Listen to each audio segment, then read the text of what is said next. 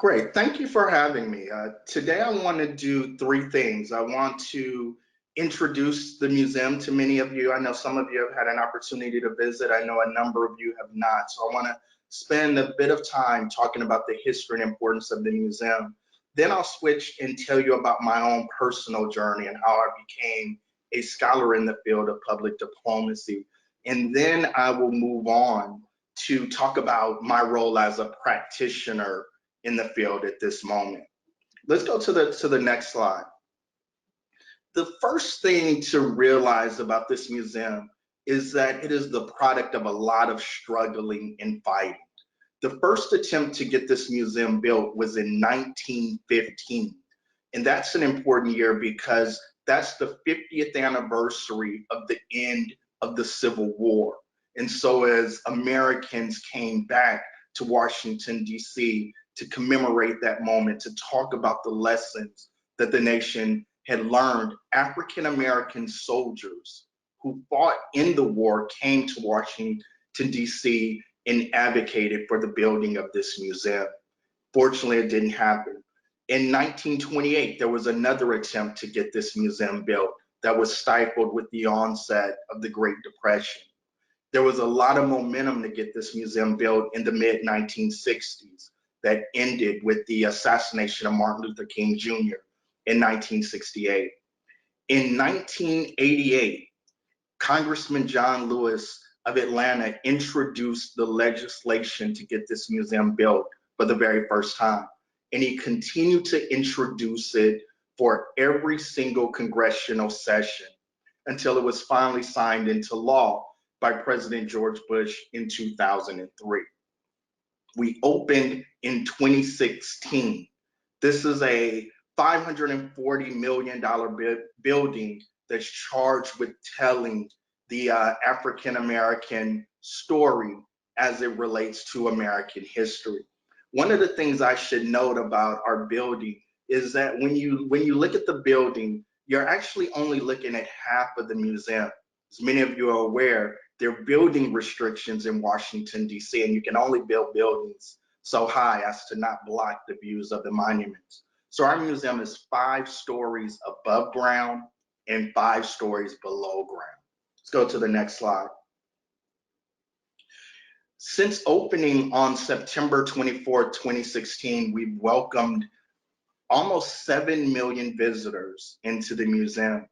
And one of the things that we've noticed is that there is a hunger and desire for people to learn this history. The average visitor in our museum during their first visit spends about 5 hours in the museum. And that's an incredible dwell time. Most Smithsonian museums, when people go to visit, they spend about 90 minutes. So we've had been a tremendous success, and it's an honor to work in this museum. Let's go to the next slide. This is an image from one of my favorite galleries, the Cultural Expressions Gallery, which looks at African Americans' expressive culture, moving from language to hand gestures to dance to food.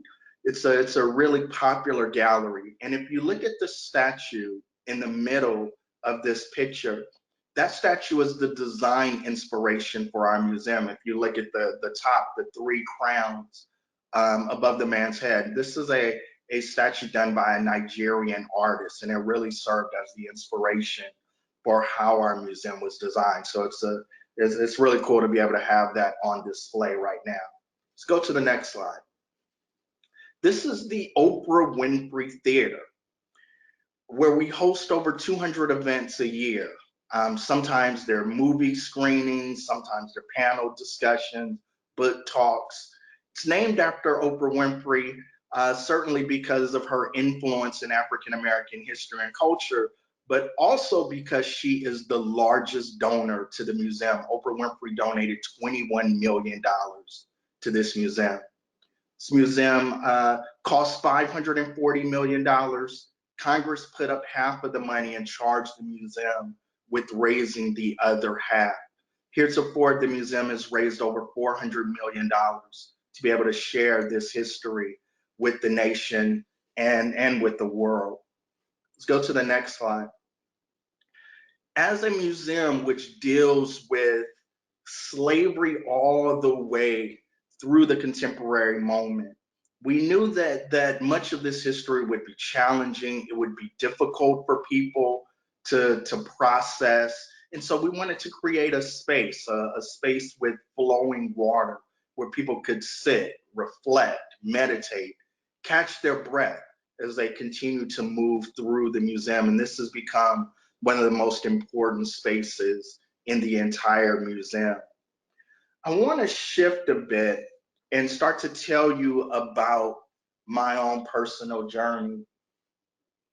I was a PhD student at UCLA. I was one of those students who went straight through. So at the time I was about 23 or 24 years old, and I had a dissertation topic, and I was working on finishing the program.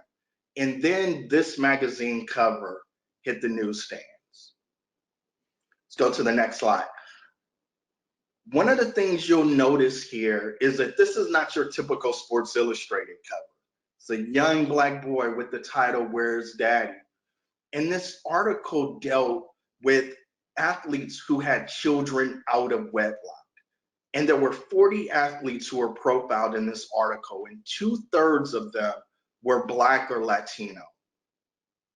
And what stood out to me in the article was that it placed sports at the center of a larger national conversation, because this was around the time that President Clinton was proposing welfare reform, and that brought a lot of attention to the Black family. It was also a couple of years after the 30th anniversary of the Moynihan Report on the Black family, which really set US policy related to inner cities for the next 30 years.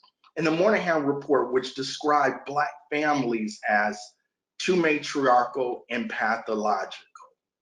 Now, I was aware of that larger conversation, but when sports were placed at the center of that conversation, I became invested in it. And it was kind of like a scene out of a movie, you know, where where the character realizes something, and then you see these flashback moments to all the times that theme had been true. And what I realized was that sports were frequently my entry point into larger political, social, and cultural conversations. So after reading this article, I decided to change dissertation topics. I went to go see my advisor, and I told him I wanted to write my dissertation on the role of sports in the African American civil rights story. And he kind of looked at me and he said, that sounds interesting, but don't do that. It's like, you got a bright future ahead of you, and I don't know about this sports stuff. And I really was devastated, because I had come to realize how much sports had been a key factor in how I saw the world.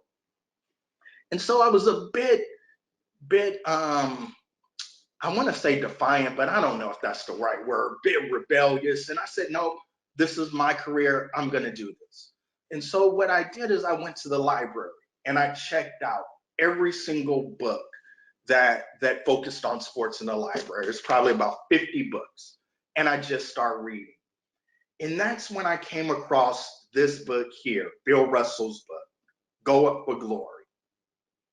This is an important book because this was really the first sports autobiography that didn't celebrate sports. He really sort of made a critique of sports and its and history.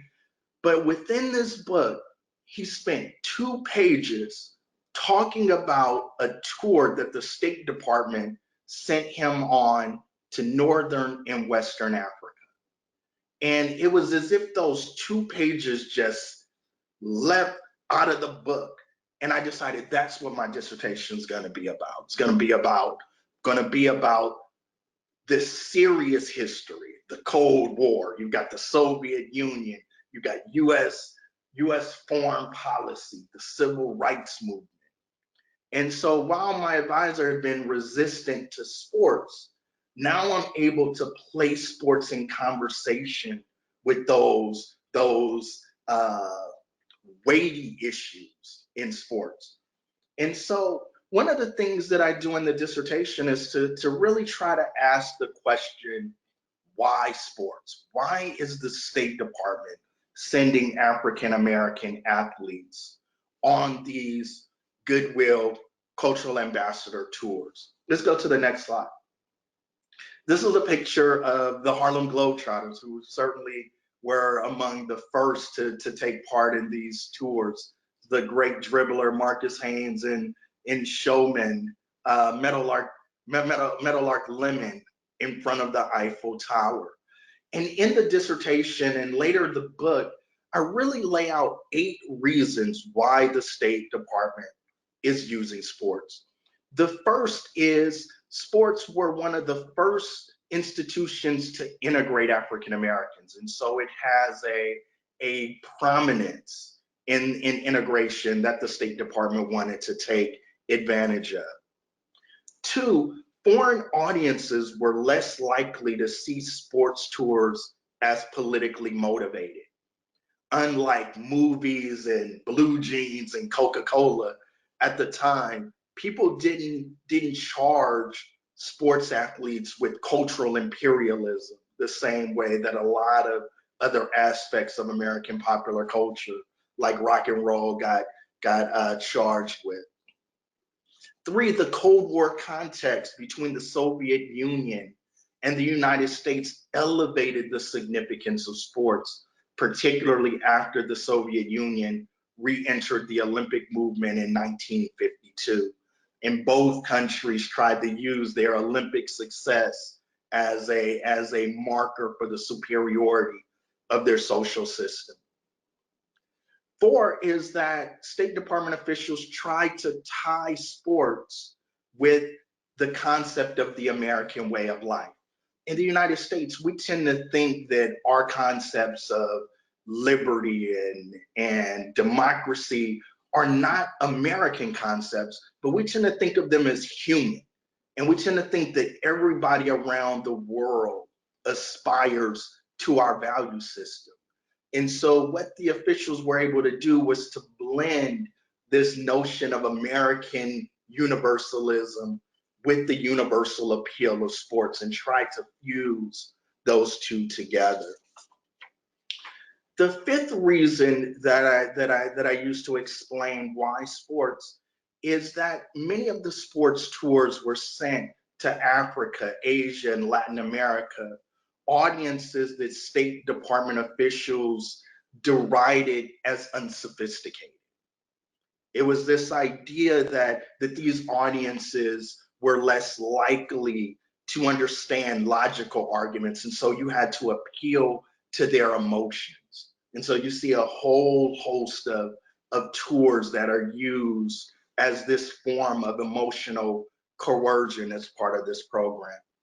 The 6th reason that I give is the target audience. The target audience for these type of tours were usually children and teenagers and youth.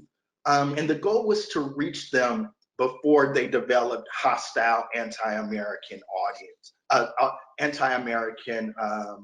hostile anti-American perspectives. So you want to reach them early before they become antagonistic. Now let's go to the next slide. Now the first 6 things that I talk about really talk about why the State Department is sending African American athletes and they're also sending white athletes in integrated teams as well. This last reason that I'm going to give you is related to why these countries were allowing the US to send these athletes. One of the things that happened with the end of colonialism, and as many of these nations get their independence, often people who didn't see themselves connected to each other were placed in a nation state. They could have been warring people. Now they constitute a single country. And what they were doing was creating sports teams and sending them to regional and international competition, other international competitions, to represent the country in hopes of using sports as a form of nation building, creating a sort of a shared identity. that would help bond the people together. And I can't not show you a couple of objects from the museum's collection. These are two posters from the 1974 Rumble in the Jungle fight between Muhammad Ali and George Foreman, which took place in Zaire. And you can kind of see all of this sort of imagery from slave ship to championship. You see the chains and the connections between African Americans in Africa. And certainly President Mobutu using this as an opportunity to position Zaire at the center of world interests. And so while this was not a formal State Department trip, you see all the ways that politics play out in this fight, this 1974 fight. And if you have not seen the documentary When We Were Kings, which chronicles the history of this fight, I definitely recommend it. Let's go to the next slide. Here's another moment that many of us are familiar with: Tommy Smith, John Carlos, and the Australian Peter Norman, who wore a badge in support of their protests. This is an interesting moment when they used their victory at the 1968 Olympics to draw attention to racial inequality in the United States. And by doing so, they violated one of the core principles of America, which is you don't criticize the United States on foreign soil. And so this was a very, very important and politically charged moment where these two men are seen as exposing the US before the world for racial inequality. Let's go to the next slide. It's important to think about the context of that protest. And this is a picture of Malcolm X. And on the map of Africa, you can kind of see the dates of independence. And Malcolm X, who traveled to Africa, meeting with heads of states and other dignitaries as a sort of representative of African Americans.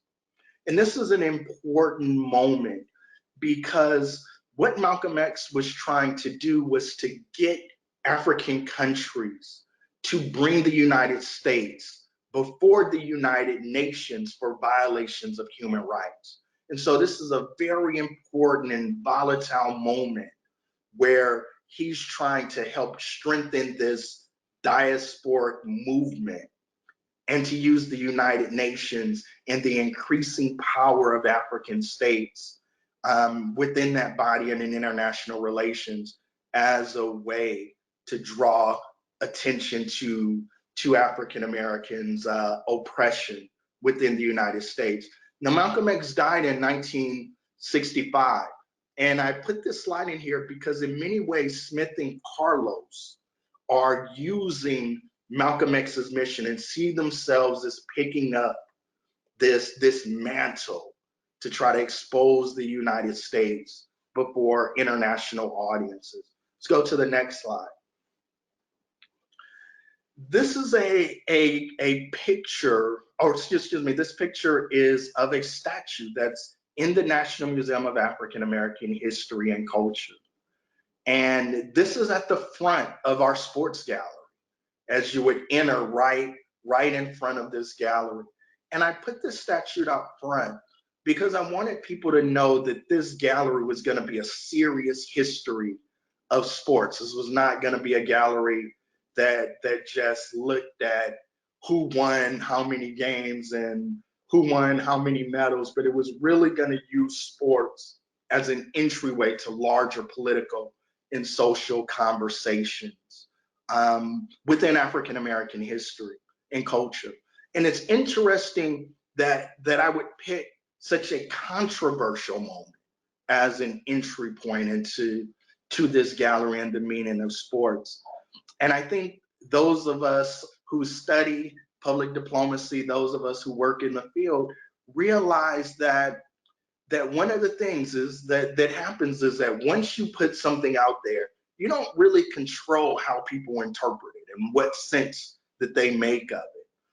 And it was interesting to see how people use this when the museum opened, which was around the time where Colin Kaepernick was protesting racial inequality and police brutality. And this became a place where people would take pictures in solidarity, would protest, would take the knee, things like this. So this became a moment where people used it as an opportunity to protest against the racial injustice in the current day. Let's go to the next slide.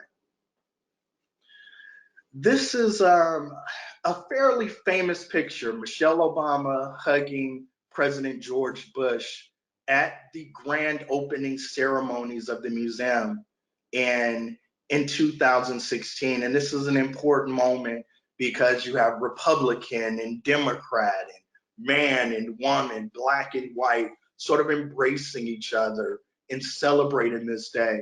And in many ways, this is a symbol of what we want our museum to be. We want our museum to be a place that welcomes everybody into this history, that is welcoming to people from diverse perspectives, diverse cultures, diverse identities. Intentionally, this was not a museum that was created by Black people solely for Black people, but we wanted to welcome everyone into our space. And the quote on the right is one of the things that President Bush said about our museum and why he signed the legislation. He said that this museum shows our commitment to truth. The great nation does not hide its history. It faces its flaws and corrects them.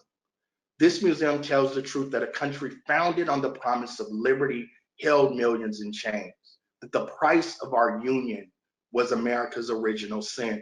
And this is a very important sort of notion in American identity, this idea that we are not gonna hide behind some of our negative history.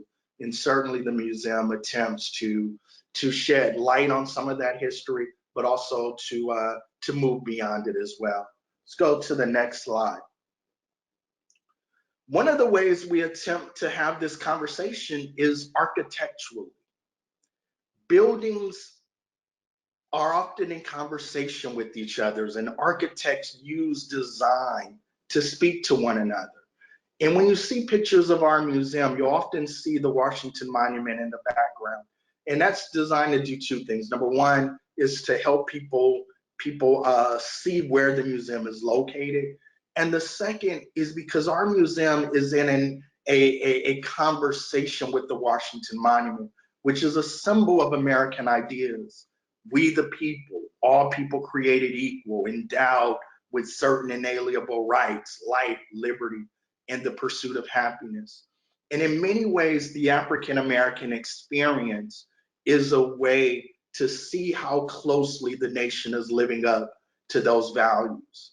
And so to spark that architectural conversation, certainly you have the color contrast and the angles of our building are set at the same angles at the top of the Washington Monument. And there are other features which are designed to put these buildings in conversation with each other. Let's go to the next slide. Now I want to try to situate our museum within a larger history of museums, one related to the creation of something called memorial museums. And this is a picture of the Holocaust Museum here in Washington, D.C. And you see at the very beginning this idea of never again. And so over the last 30 years, the museum field has been dominated by this idea of the memorial museum, which is going to use violence and trauma and atrocity as a teaching moment, as a way of introducing people to past history in hopes of teaching lessons to chart a new history. Let's go to the next slide. One of the big questions in the museum field was whether our museum would be a memorial museum.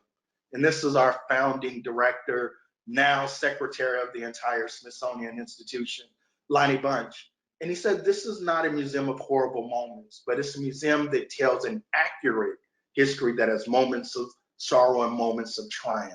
And so our museum is attempting to be both a memorial museum to commemorate, but also to celebrate aspects of African American history and culture.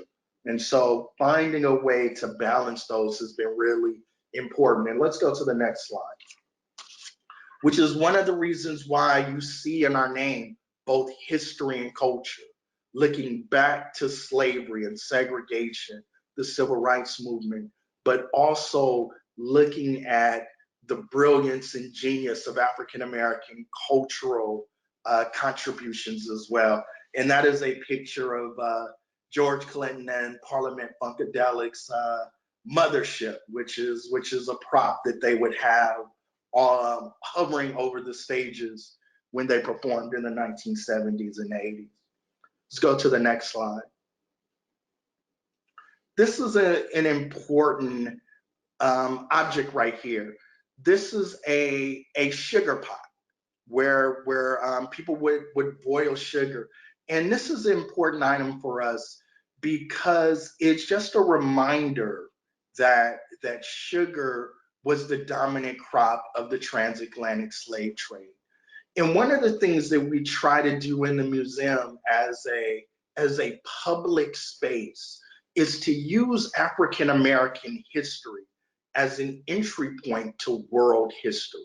So many people who come to our museum are coming to learn about African American history, but also to learn about themselves, because the transatlantic slave trade really is the beginning of the modern world. And 20% of our museum is devoted to slavery. And so a lot of people from all over the world have come to our museum to study slavery and to look at how it transformed the entire Western Hemisphere. And so in many ways, we're inviting people to kind of think about, as I said, African American history as a entry point to a larger discussion about the modern world. Let's go to the next slide. Certainly, if you look to the left, those iron bars were bars from a sunken slave ship, which we helped excavate, a ship that sunk. It was sunk off the coast of South Africa. It was a Portuguese ship that sunk off the coast of South Africa. Once again, dealing with some of these international aspects and people coming to learn about it. Let's go to the next slide. This is a auction block, and it's a particularly important auction block because it is from Northern Maryland, and it was in the last city in Northern Maryland at the time in the 1850s. And so what would happen is that people would escape from other parts of Maryland, from other parts of the South, and this town became the last line of defense for slavery, because if you got past this town, you could get to Pennsylvania. And so the private police and slave catchers, it became a major hub of people catching African Americans before they made it that last stretch to get to Pennsylvania. So this has become a really important object in our museum as well. Let's go to this next slide. The legislative mandate, that is a picture of the recently deceased Congressman John Lewis standing at a picture of a young John Lewis at the 1963 March on Washington, where he was the youngest speaker at 23 years old. One of the big fears about our museum was that our museum would kill off smaller African American museums across the country. It was the fear that you have the big Smithsonian with their $500 million museum is going to hurt other people who are trying to preserve and protect African American culture. And so within the legislation, there is a mandate which says that we are to collaborate with other museums, cultural institutions that deal with African American life, so that others would benefit from our presence on the National Mall.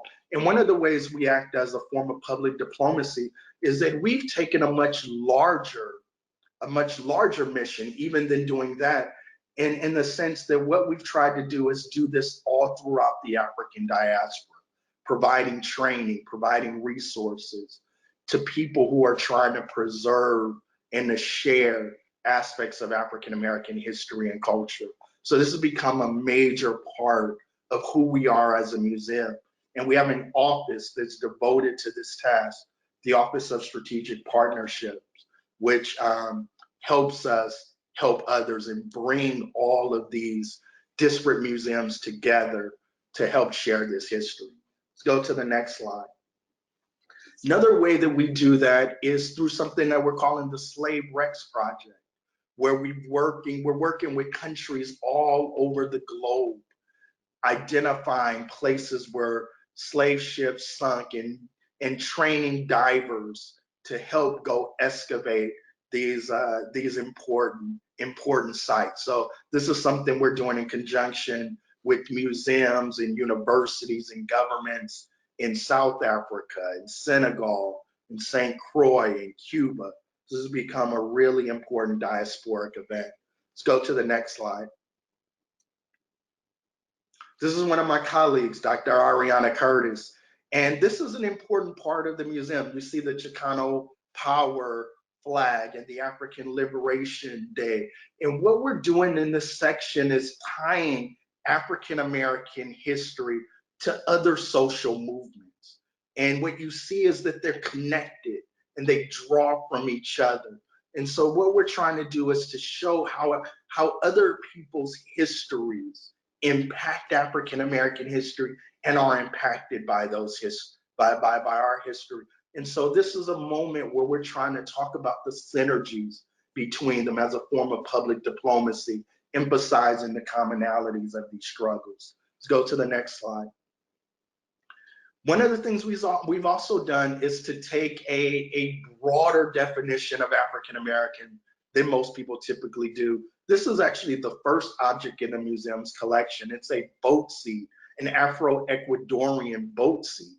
And so while the majority of the gallery focuses in on African Americans in the United States, there are moments where we move beyond that and talk about people throughout the Western Hemisphere, or moments or cultural traditions. So we try to be expansive in our notion of African American.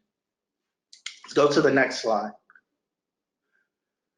These young women here are from Antigua, and they were the first Black people to row across the Atlantic Ocean. I believe they did this in 2018, and it took them about 6 months to do it.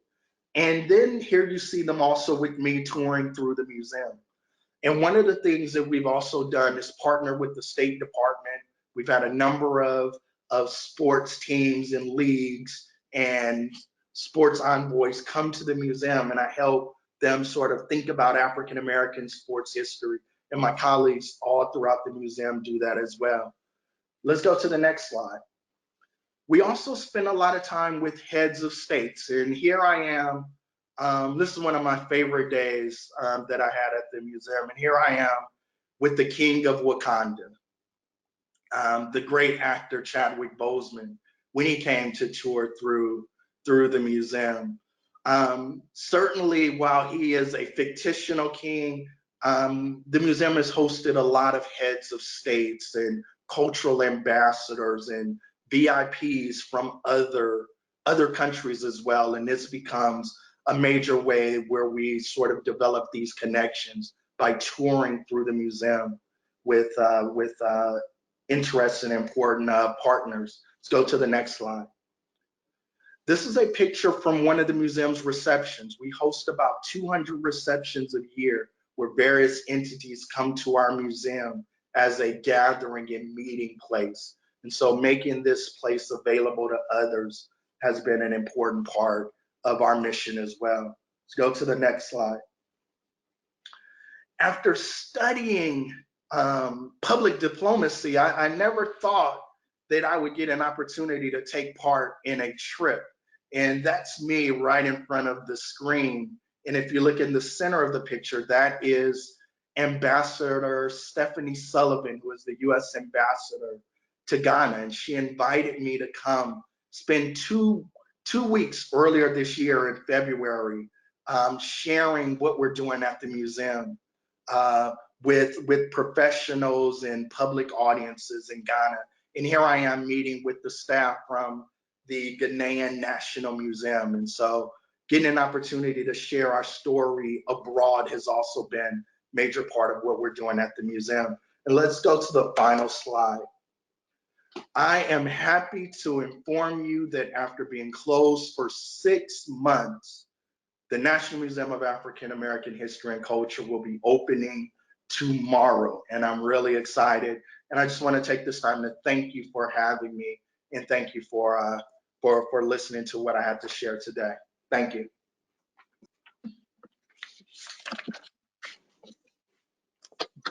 Very good. Well, thanks, Damion. That's terrific. What I wanted to do, just to get the Q&A started, I wanted to just comment a little on what you said. And I think it's so important that Smithsonian is involved in paying it forward, if you like, and in developing museum culture and reflection on history in other places around the world. And this fits with the history of the Smithsonian. And I expect the folks listening have never really thought about why it's called the Smithsonian. And there was this British guy, James Smithson, illegitimate son of the Duke of Northumberland, died about 1860, and he left in his will. He said, "Look, if my nephew is alive, he gets my fortune, but if not, send it to Washington, D.C. to start a museum for those people." He'd never been to the United States. He had no special connection to the United States, but he just took a guess that in the future, the United States is going to be significant. And it's an amazing, it wasn't even plan A, it was his plan B. And my goodness, what a difference that made. And so it's great to see the Smithsonian is involved with the same kind of process of paying it forward, helping others to take their place in the world and to contribute.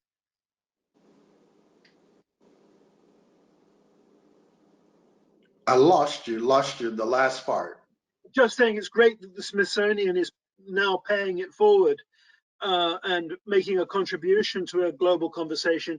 And I think this also goes to a theme. We often think about public diplomacy as being decisions that the government makes to involve the public. But the Smithson story is an individual taking a decision to make the world a better place. And it's great to think about that aspect of things too, that individuals can make a difference, that you've been able to make a difference through choices that you made and to exercise a global citizenship. And so I think that it's a very rich story with those considerations. But maybe I could go to an actual question. And the question is, how did you, I mean, one of the key themes in your book is that there are a lot of mixed blessings in the African-American presence in sporting culture. That, okay, in some ways it's showing the best, but in some ways it shows, it plays with stereotypes. For example, you talk about the way in which the Globetrotters echoed a tradition of minstrelsy, which is quite painful to read if you love the. When I was a kid, I loved the Globetrotters, and you have to think about that and think, wait a minute, there's something else going on here. And you talk about Max Jurgen, and he's pretty well forgotten now, but a lot of the celebration of African Americans in foreign policy talks about the people who supported liberation. But he was super conservative and prepared to take money from the government of South Africa to praise apartheid. And, there's this amazing account in one of Mandela's memoirs where he talks about going to the working men's club in Soweto and expecting that Max Jurgen's going to talk about oh, let's rise up together. Let's, isn't your defiance campaign great? And instead he says, stay away from communists. So how do you deal with what was your approach to dealing with the political diversity and the questionable choices within the African-American presence in global politics? I think the Harlem Globetrotters, and I know the chapter on the Globetrotters is tough to read, and I thought it was such an important chapter because we have to remember that what I'm talking about in that chapter is pre-Brown versus Board of Education.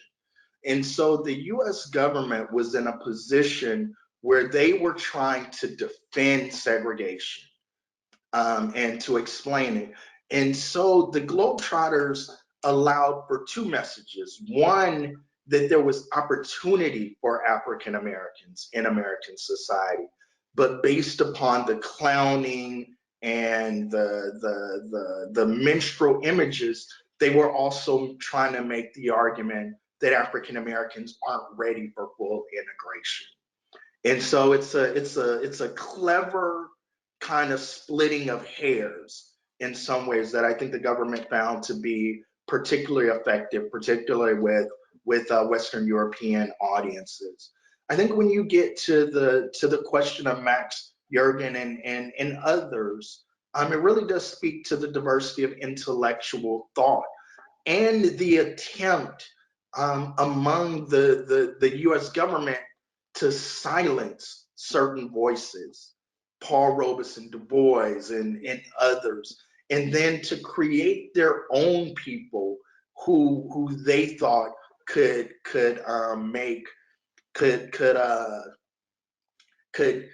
could share the messages that they wanted to be heard.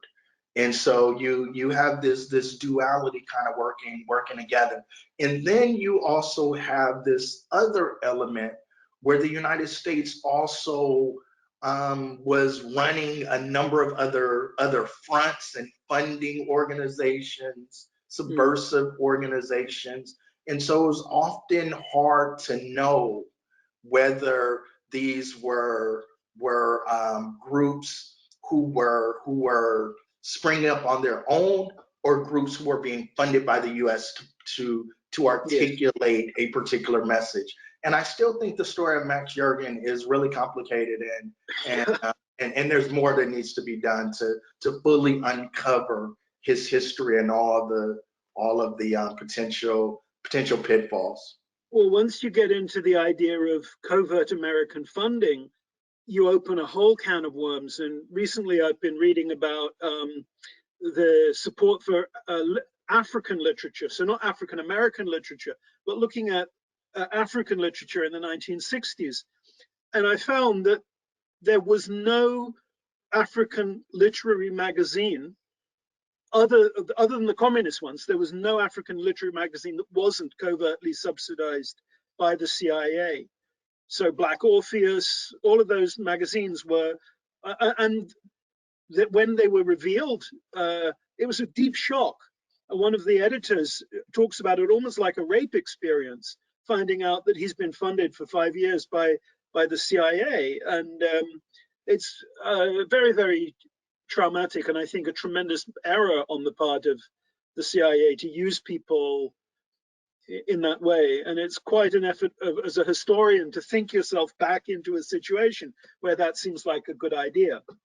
But very, really very troubling stuff. But I'm glad that you're able to get into political diversity. Do you do much with the Garvey period? Yeah, it's I got my start as a historian working for the Marcus Garvey papers at UCLA. So it is where I got my start as a historian, and now, in some ways I've kind of moved away from a lot of the scholarly engagement, and most of my writing is about explaining what we're trying to do in the museum. Mm-hmm. So that's really occupied my time today. I found there were people in the Transkei in South Africa who had like a Garvey-centered movement. It was amazing, that man's influence. Truly a global political figure that has been largely forgotten about. Now I'm hoping we can have, I've got to work out where the chat function is on this for questions from the floor. Let's see, it's not obvious. Go on, look in chat on GoToWeb. Sorry. Just when you think you know all the, I can't. No, I'm not finding the. I'm not finding the questions. How would you compare the influence of sports figures with the musicians? I think, and most people are aware of the jazz tours, more so than the sports tours. And while they focus in on African Americans traveling abroad, I think there's some important distinctions between them. One is that sports is a direct battleground field between the U.S. and the Soviet Union. And I think once the Soviets re-entered the Olympic movement, sports take on a heightened and important issue. One of the things I think that's also important to distinguish between the two was that many of the jazz ambassadors knew that their tours were being sponsored by the State Department or American governmental agencies. However, a number of the people who go on sports tours went under the auspices of the private amateur athletic union. Right. And so in many instances, the State Department and other government entities were able to hide their involvement. So I think that's another important distinction. So one of the questions we've got is it relates to sport diplomacy today. So the question is, Dr. Thomas, besides the State Department, who is doing significant sports diplomacy today? What do you think are the positive aspects of sports diplomacy, and what are the negative? I think, we see sports diplomacy done by a number of people. Nike does sports diplomacy, the NBA, the NFL, every major league does sports diplomacy now. Countries, the Olympics, at its core about sports diplomacy. It is an ongoing kind of force. Even if we think about it, this is a form, well, I don't know if I would call this public diplomacy. This is probably going a bit too far. But what we see with, even domestically, with stadium constructions, these luxury boxes, and you get companies buying these luxury boxes, and they're inviting potential clients in, and it just becomes a way to spend time with people, to bond over a game. It's amazing how we connect with people over a game. So I think countries are still doing it, private entities like sports companies like Nike. It is just a major industry, and we often don't tend to think about it as diplomacy, but that really is what it is. Sometimes it's not necessarily in promotion of democracy or American ideals or communist ideas. Sometimes it's in promotion of markets and cultural sensibilities, more so than ideologies. Well, here's another question. Right now, there's a lot of discussion in the country around race relations. We're in maybe the most we've got sustained conversation that this country's had since 1968. What is the Smithsonian doing to archive this as it's happening? Are you collecting objects right now? And what kind of objects or documents are you? Because you could just open the window at the museum and record history these past few weeks. Yeah, it's challenging because one of the things is that when you bring something into the Smithsonian, it's part of the collection. And so we are collecting around the contemporary moment, the Black Lives Matter movement, which started in 2014. But sometimes you also have to kind of take a step back and to say, okay, is this something we should collect or not? But certainly we're collecting all across this, from cultural artifacts to signs. So this is certainly something that we are attempting to document and also trying to contextualize. So spend a lot of time giving lectures talking about how this moment relates to the 1960s and the other earlier movements. So I think we're trying to do both, collect and also contextualize. So that's our goal with the current moment. It was interesting to see, or very quite moving to see the picture of Chadwick Boseman. How do you see the role of African Americans in popular culture evolving? Do you see it as something that's changing right now? I think one, the thing is that the mediums are changing, and people are talking about, are people going to go to theaters less often? And certainly the rise of Netflix and its production. And so we're certainly seeing opportunities for people to tell different stories in different venues Mm. to tell stories. And what we're also learning is that you don't necessarily need a $20 million budget to make good That's movies right. That's right. people will watch. And so I think as these mediums become democratized, that we'll see more African American stories make it to either the big screen or at least the documentary world. But we're also seeing African American institutions coming into their own and finding new life, particularly the historically Black colleges. How do you see those? Do you see them playing a public diplomacy part? Are they involved in? Well, I know that people from overseas come and study at the historically Black colleges, but what sort of role are you aware of that they're playing in public diplomacy? I think you're absolutely right. Is that historically Black colleges have been spaces which have supported the development of people of African descent all over the world. For example, you think about here in Washington D.C., Howard University, at least 1/3 of the students are foreign born. Yeah, and I And think that's a forgotten story. I don't think people know that.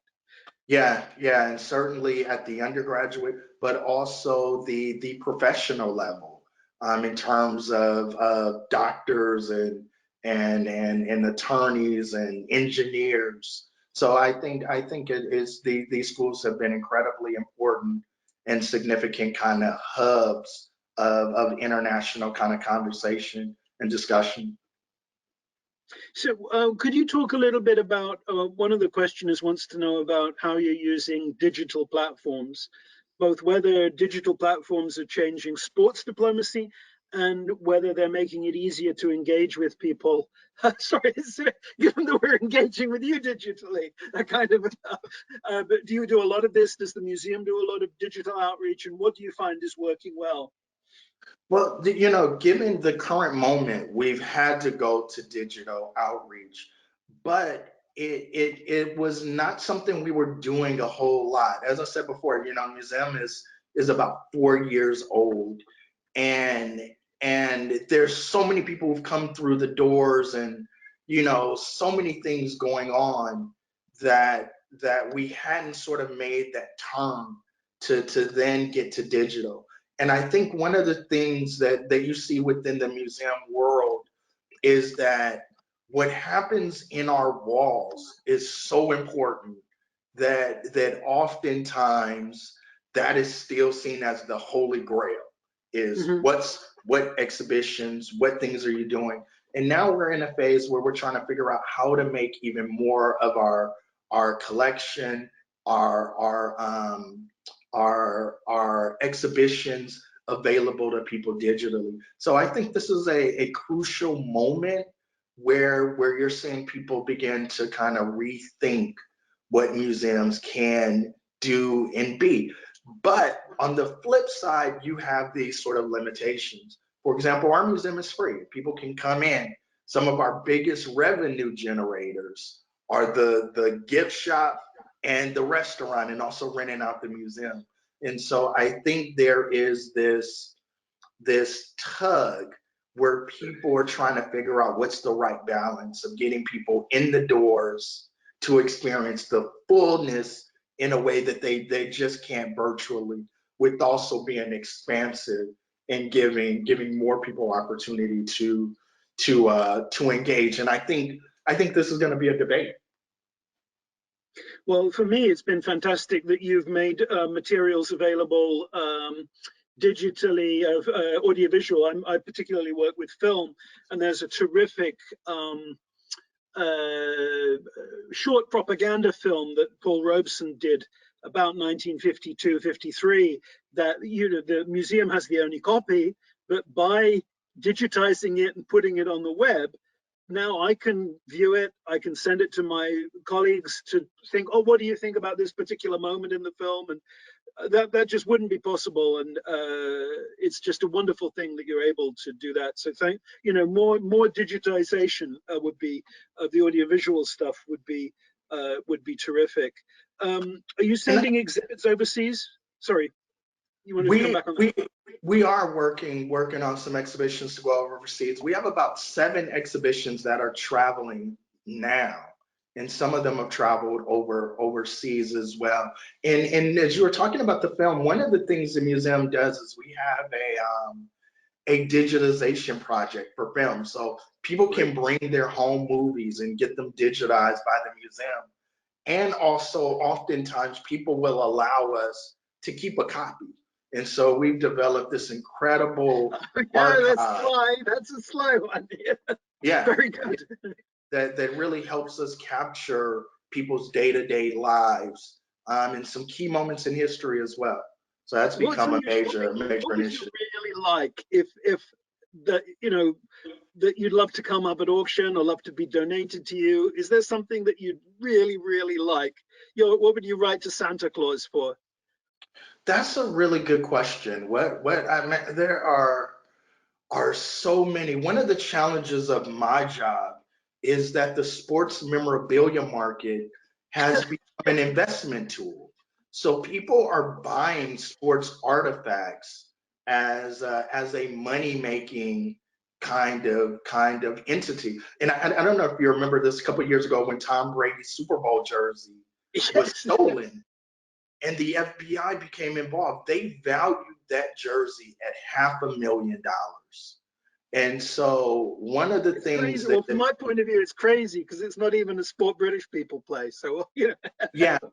So that makes my job a little bit more challenging, because when you're asking people to donate objects, you're just not often asking them to donate things that are sentimentally valuable, but have a lot of financial worth as well. And so people have been incredible in terms of helping us preserve this history. But this one thing that people can do is it's possible to be a member of the museum. And, Indeed. This is my certificate from Lonnie. And I think it's a great thing to support and to be part of, and it wouldn't happen without a lot of people caring about it and working to get it underway. It's amazing. They used to have that dumb line in the A-Team, I love it when a plan comes together, but this is an amazing thing to have pulled together, and to see it now from John Lewis's idea that he wouldn't let drop, to have it go all the way through to this amazing place on the mall that's there for all time is just an incredible thing. I've got one last question. It says, what is the biggest political challenge to sports diplomacy? How do you overcome the sentiment common to arts diplomacy that the practice is secondary and less important than the hard diplomacy and the foreign policy? I think that's a really good question. We tend to, people tend to think of the diplomacy, the meetings with the ambassadors as being most central. And in many cases, it can be. But then you have these interesting stories. And I'll just tell you a story about Arthur Ashe and Arthur Ashe going to South Africa and Mark Mathabane, this young African American, just following him around. And and then he finally says, well, I've never seen one of you. And then people are like, what are you talking about? And he says, a free black man. That is something that I've never seen before. And so one of the great things about diplomacy and engaging with people is that you have to have multiple touches because you don't know what's going to be impactful for one particular person or a group of people. Whereas sometimes what is transformative is that formal relationship, the signing of agreements, but sometimes it's what somebody represents to someone. For example, if you think about going, I remember I was traveling to South Africa right after President Obama got elected, and how that moment kind of was just not a moment for Americans, but one that people all throughout the African diaspora took with a particular, ascribe a particular meaning to. And so, you never know how that one moment is going to influence someone else. No. And I think that this really comes out from the museum, from your experience, from sport diplomacy, the power of individuals and individual lives even in something that seems as faceless as foreign policy. People and people's choices make a difference. Thanks for spending time with us today. And thank you to the audience for your attention and the great questions. I mean, Damion, you've been a great sport taking being knocked around in all these different directions. I'm really grateful to you for coming and to share this with us. And good luck with what you're doing. So exciting. And thanks for a terrific presentation. Thank you so much. It's a pleasure and an honor, and I'm glad you reached out to me. Thank you. And to my students in 369, I'm going to open up our Zoom room now so we can have our own discussion about this material and wrap up our class. So it's got to keep the education rolling.